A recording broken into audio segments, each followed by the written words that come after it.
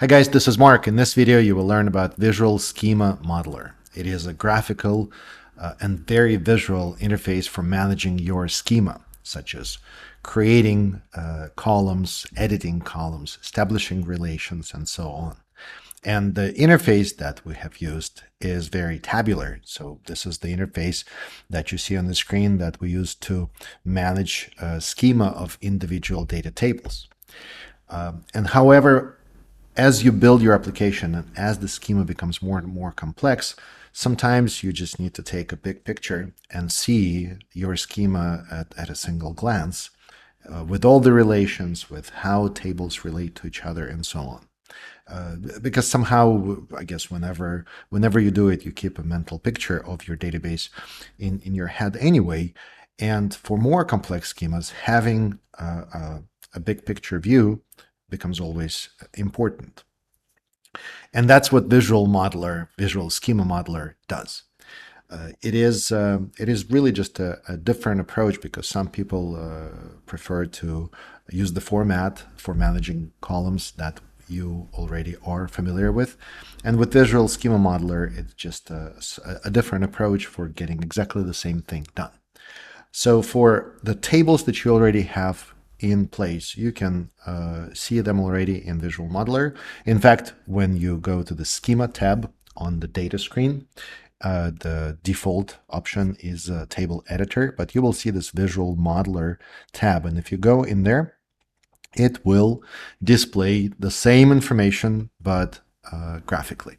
So in this case, I have the order table selected, and then the schema modeler, the Visual Schema Modeler, automatically displays all the main table, and then the one that is selected, and then all other related tables. The reason it shows up in red is because I modified the color by default. It is going to be all this blue navy color, but you can change the color of your table to any color that you want to, and then it helps sometimes when you have groups of tables responsible for certain functionality or storing certain type of data. You can just group them and then assign the same color just so they stand out better.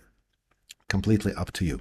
Just to walk you through of the functionality that is available in the Visual Schema Modeler. So it is going to be exactly the same thing that available in the table editor is in terms of managing your columns. So in here, if you have a table, by the way, creating a table is the same. So you click the plus icon here, the table is going to be created. But for visualizing what you have, so if you have a table with relations, then the child tables will be also present on the screen when you move the mouse over the relationships. So in this case, the customer is a relationship column.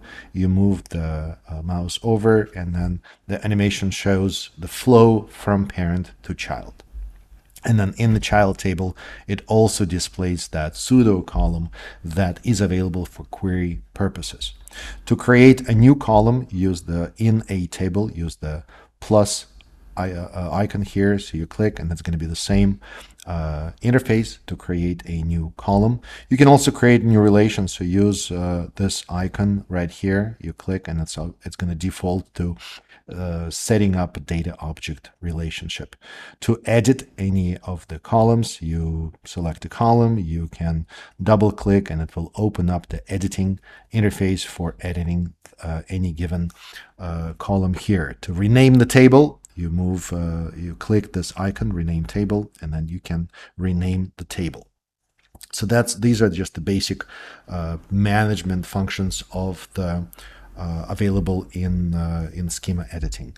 If your schema becomes rather large, this table search, you can select a table, and the modeler will zoom in on that table. To zoom out, you can use these zoom out and zoom in icons, and then the entire interface is draggable, so you can drag it around.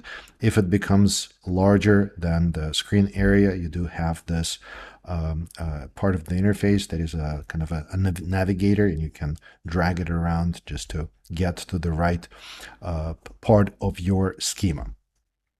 By default, I believe it shows only the table that you selected and child tables. If you want to see all the tables, click this checkbox, all tables, and then it will display absolutely every single table that is available in there. And then in my case, the tables, some have relations, some not. If you do auto arrange, it will do the best possible version of how it can auto arrange. And given the complexity of your schema, it may work very well, it may not work so well. However, if you were to rearrange tables and then assign a certain spot in the interface, it will remember where they are. So when you come back, it will have them in exactly the same spot. Sometimes you may need to export your schema into a file that you want to share with your colleagues, take it out to a meeting, or sometimes you can just scribble on a piece of paper just to, as you're thinking through the schema. So you just arrange the tables and you click the export as PDF or export as PNG, and then Backendless will generate a PDF file with the number of tables, when it was exported, and so on. So you have a PDF file that you can use to take it offline for whatever decision-making process or review that you are doing. Zoom to fit will just zoom whatever the column, whatever the tables are on the screen. So this is a rather useful mechanism for working with your schema. And of course, as schema gets more and more complex, the value of the Visual Schema Modeler becomes just grows tremendously. And there are some other parts of Backendless where we use similar functionality. We will get to it, and familiarizing yourself with how this works would be something that's very useful. But you can find it useful just as you work through your schema in general. That's going to be it. Thank you for watching this video. I hope you found this useful, and as always, happy coding.